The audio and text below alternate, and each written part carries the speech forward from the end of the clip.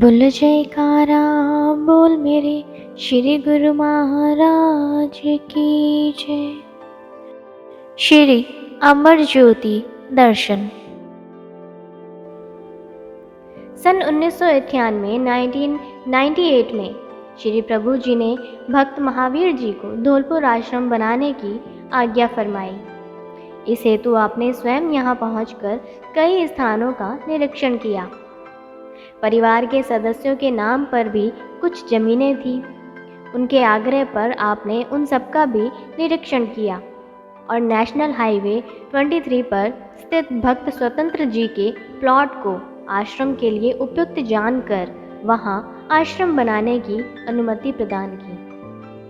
यह वही पुण्यमयी स्थान था जहां एक बार श्री संत नगर की ओर जाते हुए श्री 108 श्री तृतीय पातशाही जी ने टेंट लगवाकर यहाँ प्रेमियों को अपने पावन श्री दर्शनों से निहाल किया था। इस धरती के कण कण ने आज पुनः महापुरुषों की पावन चरण रज से कृतार्थ होने का सौभाग्य प्राप्त कर आपकी अभ्यर्थना करते हुए कोटि कोटि आभार प्रकट किया। श्री सद्गुरु दाता दयाल जी की अपार कृपा को पाकर शीघ्र ही सब रूपरेखा तैयार करवाकर इस आश्रम के निर्माण कार्य में जुट गए।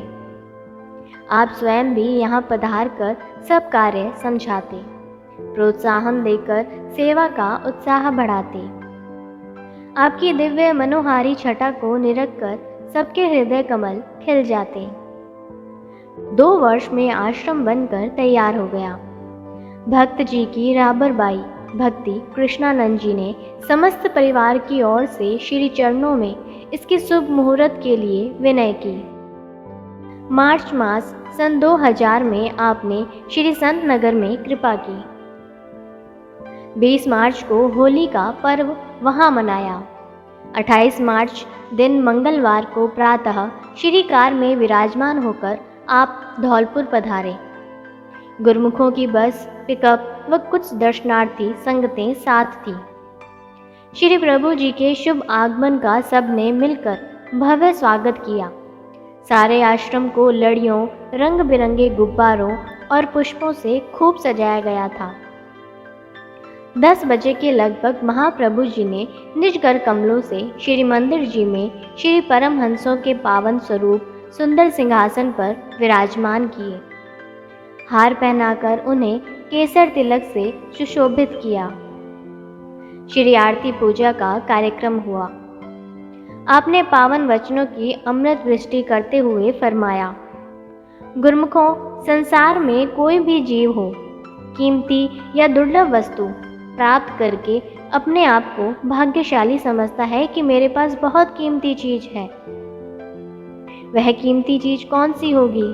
धन होगा, पदार्थ होंगे या हीरे रत्न जवाहर होंगे। इससे बढ़कर कीमती चीज और तो नहीं है दुनिया में।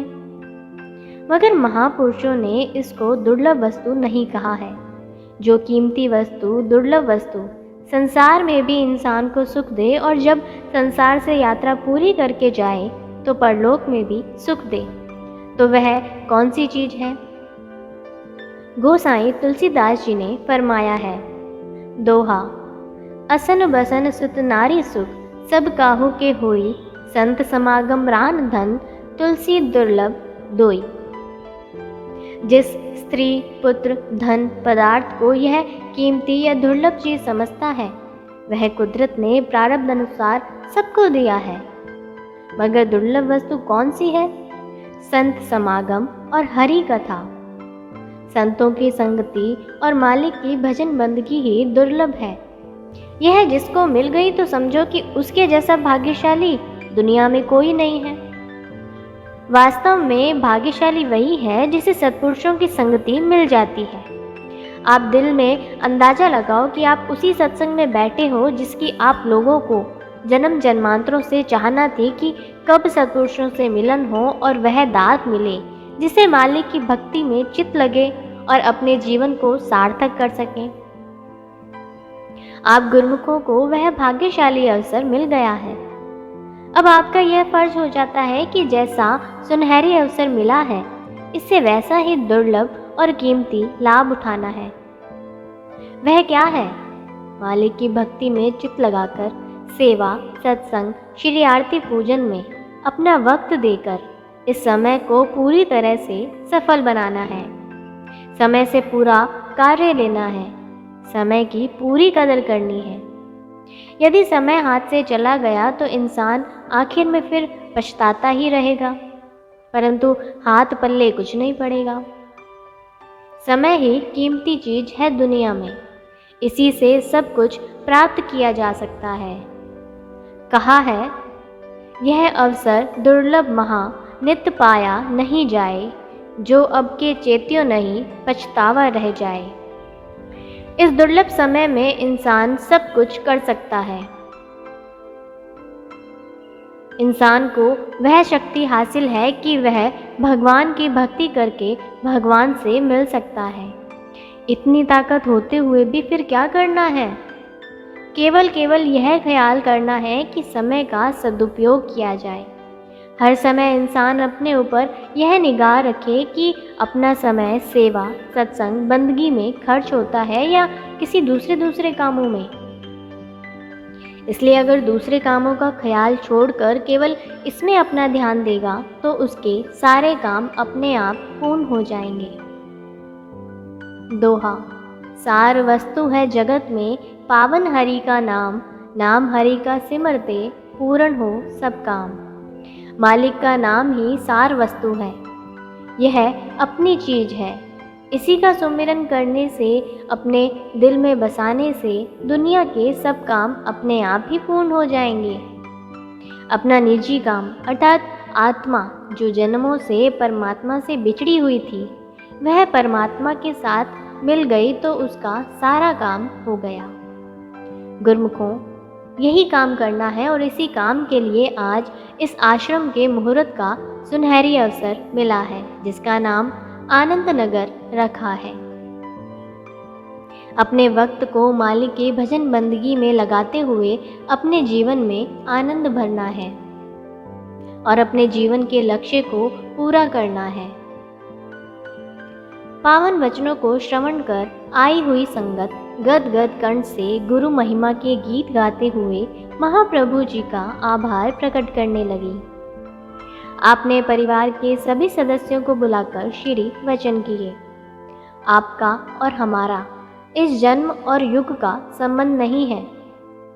आप द्वापर युग से हमारे साथ चले आ रहे हो। आप सब वही ग्वाल बाल हो। सेवक स्वामी का नाता आदि जुगादि से चला आ रहा है। आप सब गुरु आज्ञा में चलते हुए सेवा में संलग्न रहकर भक्ति के साधनों को अपनाते हुए अपने जन्म को सकारत करें और मालिक की प्रसन्नता को प्राप्त करें। श्री सद्गुरुदेव जी महाराज जब श्री संत नगर में पधारते हैं तब हजारों की संख्या में गुरुमुख प्रेमी श्री दर्शन सत्संग के लिए यहाँ आते हैं। कई दर्शनार्थी ट्रेन लेट हो जाने से रात्रि समय इसी आश्रम पर रुक जाते हैं और प्रातः समय श्री संत नगर के लिए प्रस्थान करते हैं। सुचारू व्यवस्था एवं सुख सुविधा प्रदान करते हुए यह सत्संग आश्रम उच्च उद्देश्य को पूरा करने में संलग्न है। अनंत धाम चंदेरी। श्री सद्गुरु दाता दयाल जी ने श्री मौत से सन 1972 में श्री आनंदपुर से लगभग 40 किलोमीटर दूर चंदेरी में एक प्लॉट देखकर वहां छोटा सा आश्रम बनवाया। ललितपुर महरौनी जाते समय इस आश्रम पर कभी कभी थोड़े समय के लिए ठहरते। आश्रम में स्थायी रूप से सेवा करने वाले और साथ आए हुए गुरुमुख जनों को श्री चरणों की समीपता प्रदान कर उनके जीवन में सच्ची खुशियों की प्रभात कर देते। थोड़े ही समय में असीम खुशियाँ और अनुपम प्यार लुटाकर सबको मनोहारी दिव्य अति दिव्य श्री दर्शन छटा से मंत्रमुग्ध कर देते।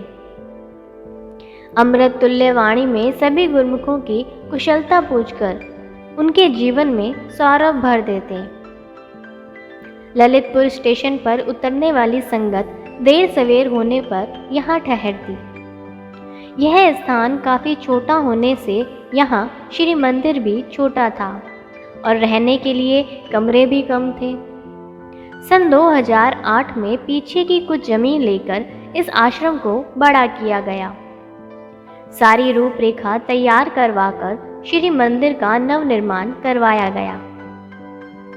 महात्मा भक्तों के लिए कमरे बनवाए तथा लंगर ग्रहण करने का स्थान भी उचित ढंग से बनवाया। संगत को श्री दर्शन सुविधाजनक हो सके, इस हेतु श्री गुरु महाराज जी के कक्ष के आगे काफी बड़ा बरामदा और आंगन बनाया गया। इस सारे कार्य की जिम्मेवारी एवं व्यवस्था हेतु महात्मा ध्यान सत्यानंद जी को यहाँ का प्रबंधक नियुक्त किया। महाप्रभु जी श्री आनंदपुर से ललितपुर के मार्ग में ट्रेन से जाते हुए और श्री प्रयागधाम से आते हुए कुछ समय यहाँ भी रुकते और चंदेरी की संगत को पावन श्री दर्शन की अनमोल घड़ियाँ प्रदान कर विशेष कृपा करते। सरस धाम ललितपुर।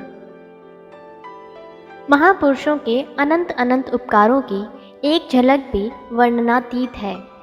पर्वों पर अधिकतर यात्री बिना स्टेशन से ट्रेन द्वारा अशोकनगर पहुंचकर निजी बसों की व्यवस्था से श्री आनंदपुर पहुंचते थे।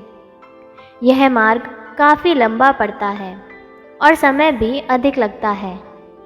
इधर चंदेरी में बिल्कुल छोटा सा आश्रम बना हुआ था, जहां अत्यधिक संगतों के लिए सुव्यवस्था नहीं थी।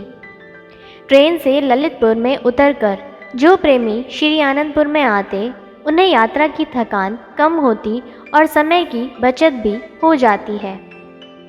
आपने संगतों की मांग को देखकर ललितपुर में आश्रम बनवाने की मौज दर्शाई। सन 1994 में स्वयं महाप्रभु जी ने कुछ सेवकों को साथ ले जाकर 2-3 जगह देखी, जहां आज आश्रम बना हुआ है। इस स्थान को उपयुक्त जानकर आपने इस स्थान को खरीदने का आदेश दिया। श्री आज्ञा पाकर महात्मा पूर्ण भक्तानंद जी और भक्त यशपाल जी ने इस स्थान की रजिस्ट्री करवाई। सब कार्यवाही हो जाने के पश्चात आपने महात्मा ज्ञान विचारानंद जी को इसकी 4 दीवारी करने की श्री आज्ञा फरमाई। सन 1996 में इस स्थान की सारी रूपरेखा तैयार करवाई। श्री मंदिर, सत्संग भवन, भक्त व भक्तानियों के रहने का अलग अलग स्थान, लंगर व पार्क आदि सब आवश्यकताओं को मद्देनजर रखते हुए पूरा नक्शा तैयार करवाया। यहाँ का निर्माण कार्य अति तीव्र गति से चला। सर्वप्रथम आपने यहाँ कुछ कमरे तैयार करवाए ताकि रहने की सुविधा मिल सके। इसी के साथ साथ श्री मंदिर की नींव भी रखी। श्री प्रभु जी की अपनी असीम कृपा से 1 वर्ष के अंदर ही श्री मंदिर बनकर तैयार हो गया। आपने इसका भव्य उद्घाटन करते हुए पावन वचनों में फरमाया, आप गुरमुखों के कितने अहोभाग्य हैं कि जिनको ऐसा दुर्लभ, अनमोल और सुनहरी अवसर मिला हुआ है। इस समय आपको जीवन का असली मकसद अर्थात मालिक की भक्ति को प्राप्त करने के लिए सब साधन मुयस्सर हो रहे हैं। दुनिया की हर एक चीज़ इंसान को किसी न किसी तरीके से मिल सकती है, मगर हर तरह से इंसान को सुख देने वाली, लोक में सुखी रखने वाली और परलोक भी सुहेला बनाने वाली यह मालिक की भक्ति केवल आप जैसे गुरमुखों को ही हासिल है। आप बहुत ही भाग्यशाली हो जिनको ऐसा दुर्लभ समय मिला है और साथ में दुर्लभ वस्तु अर्थात भक्ति प्राप्त हो रही है। इसलिए हर गुरमुख को अपने दिल में यह विचार होना चाहिए कि जब ऐसी दुर्लभ वस्तु, कीमती चीज़ जो कि कहीं भी किसी जगह में भी नहीं मिल पाती और सुख, शांति एवं आनंद प्रदान करने वाली है, तो इसको कैसे प्राप्त करें। इसे प्राप्त करने के लिए गुरमुख को हर वक्त इस कोशिश में होना चाहिए कि उसका हर श्वास, सारा समय इसी भक्ति को हासिल करने के लिए लगा रहे ताकि ऐसा समय हाथ से निकल ना जाए और इंसान की हसरत दिल में ही ना रह जाए, क्योंकि यह ऐसा समय है जो बार बार नहीं मिलता और ऐसा संयोग है जो हर किसी को नसीब भी नहीं होता। इसलिए ही गुरमुखों के भाग्य की सराहना की गई है। इस संसार में पहले तो मानुष जन्म की प्राप्ति होना ही बड़ा दुर्लभ है, फिर सत्पुरुषों की संगति का मिलना उससे भी दुर्लभ है। पुनः ऐसे भक्ति के साधन मुयस्सर हो जाने यह बड़े ही ऊंचे भाग्यों की निशानी है। इसलिए महापुरुष गुरमुखों को जो उनके संपर्क में आ जाते हैं उनको हमेशा इस बात से होशियार करते हैं, चेतावनी देते हैं कि यह समय, यह संयोग हर वक्त नहीं मिलता। इसलिए आप पूर्ण सतर्कता से इस वक्त का फायदा उठा लो।